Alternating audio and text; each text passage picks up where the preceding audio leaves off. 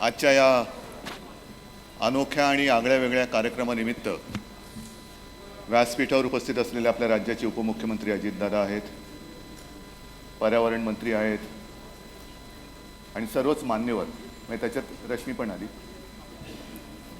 आणि जमलेल्या माझ्या बांधवांनो आणि भगिनींनो, पहिल्या प्रथम मी आपल्या पर्यावरण मंत्रालयाचं, मंत्र्यांचं, त्यांच्या सहकाऱ्यांचं खास अभिनंदन करतोय आणि माझ्या मंत्रिमंडळातील सर्व सहकाऱ्यांना धन्यवाद देतोय.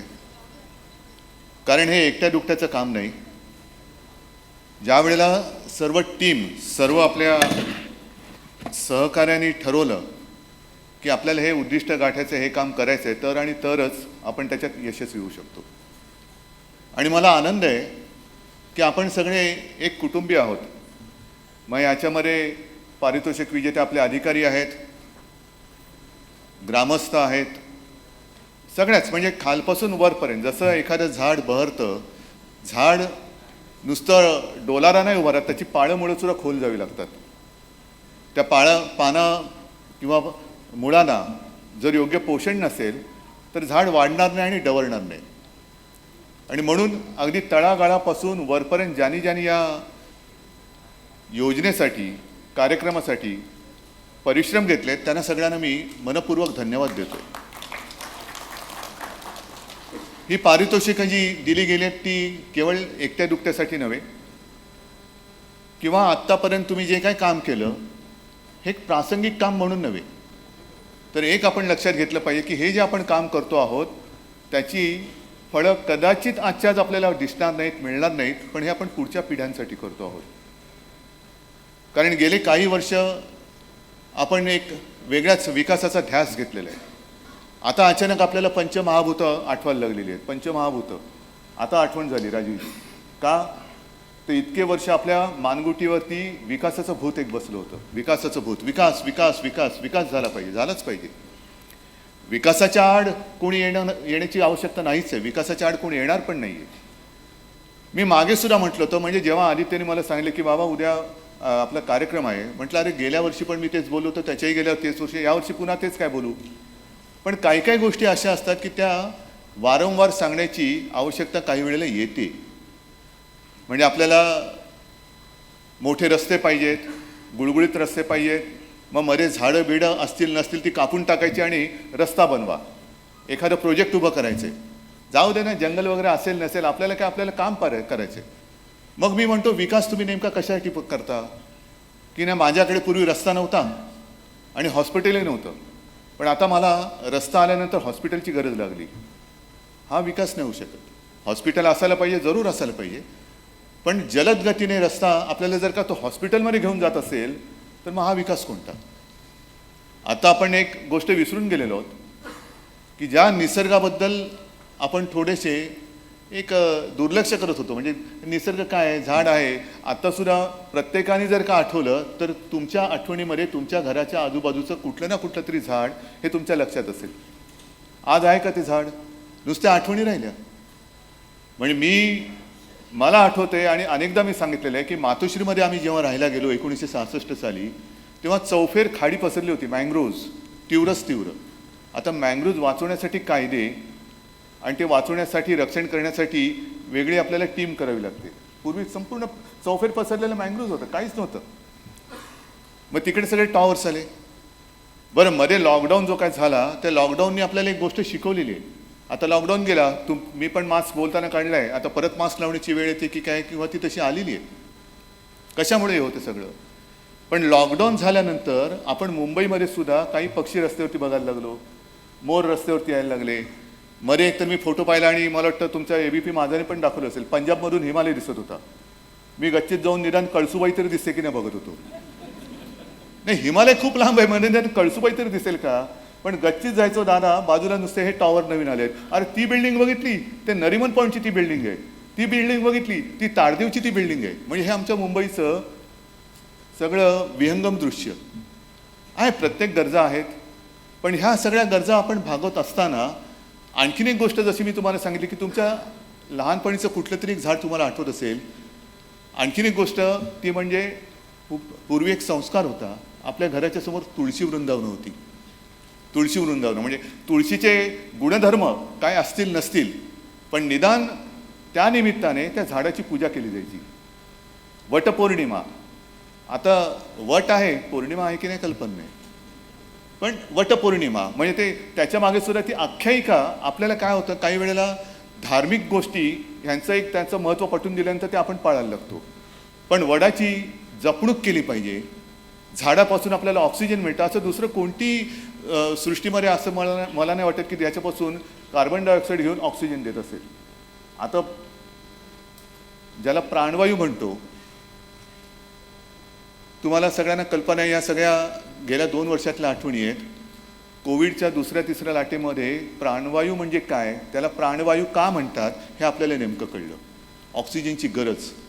मग ही गरज लक्षात घेतल्यानंतर आपण जे ऑक्सिजन देणारी आपली सृष्टी आहे तिचीच जर का कत्तल करत चाललो तर मग हे परिणाम दुष्परिणाम हे येणारच. मग कधीतरी असा आपण विचार करणार आहोत का की एखाद्या योजनेसाठी आपण झाडं कापतो, मग तसं निसर्गसुद्धा विचार करत असेल की ही झाडं ठेवण्यासाठी एवढं कापून टाका.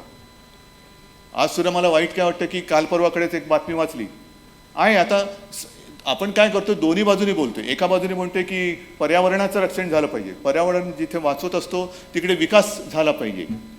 म्हणजे विकासही पाहिजे पण पर्यावरण सुद्धा पाहिजे.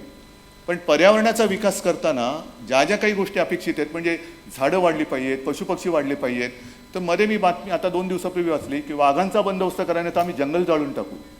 जंगल जाळून टाकू, टाका जाळू. जंगल जाळल्यानंतर तुमच्या पुढच्या पिढ्यांचं आयुष्य कसं होणार आहे ह्याचा काहीतरी विचार करा. आणि मग मला अभिमानाने सांगावंसं वाटतं, देशात इतर राज्य काय करत असतील नसतील मला कल्पना नाही, पण माझ्या महाराष्ट्रातले सगळेजण आज हा धोका लक्षात घेऊन आम्ही नुसती चर्चा नाही आहे तर प्रत्यक्ष पावलं टाकायला सुरुवात केलेली, याचा मला सार्थ अभिमान आहे.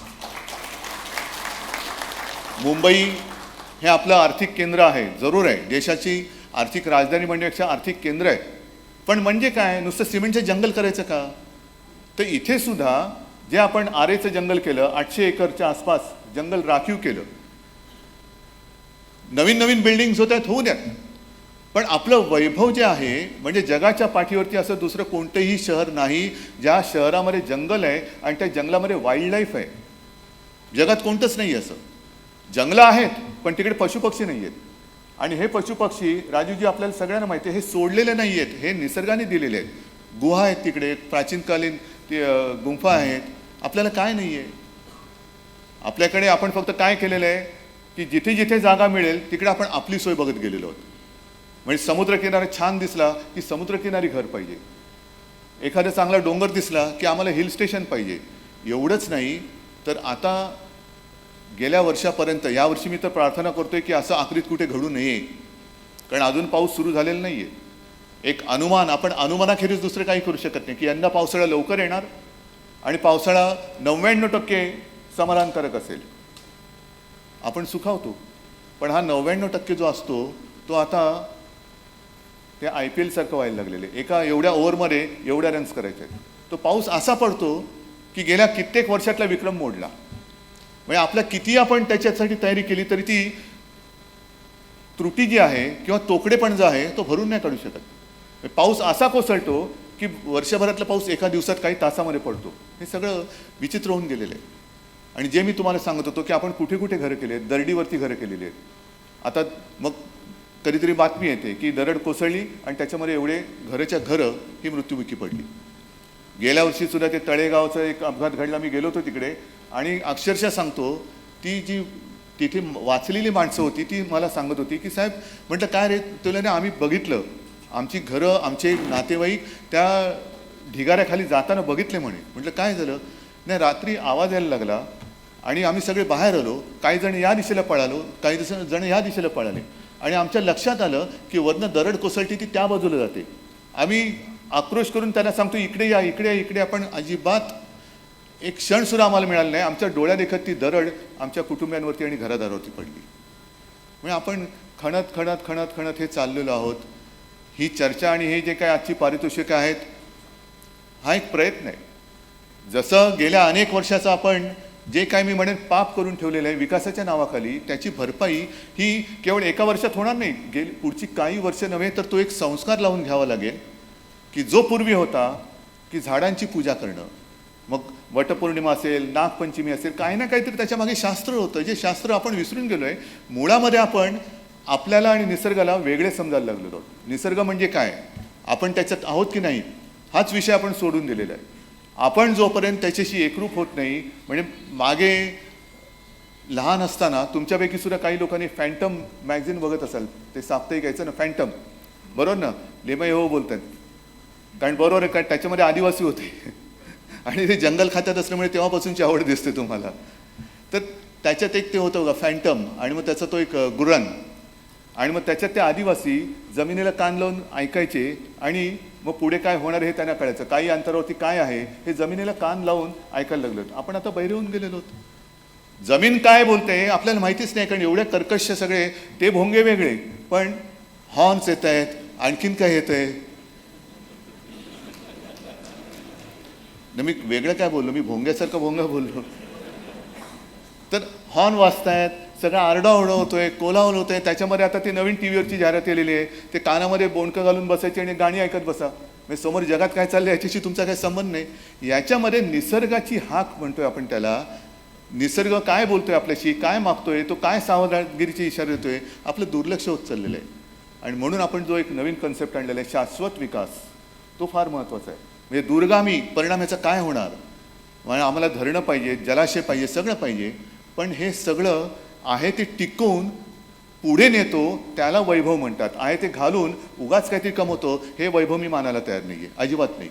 आणि म्हणून मी पुन्हा एकदा सांगतो की आपण सगळ्यांनी जे काही प्रयत्न केलेले आहेत, सगळेच आपले कुटुंबीय आपण एकत्र मिळून, कारण ही माझी वसुंधरा म्हणजे नेमकं काय, ही माझा हा जो काही काय ना, माझे कुटुंब, माझा परिवार, त्याच्यामध्ये ही माझी वसुंधरासुद्धा आली पाहिजे.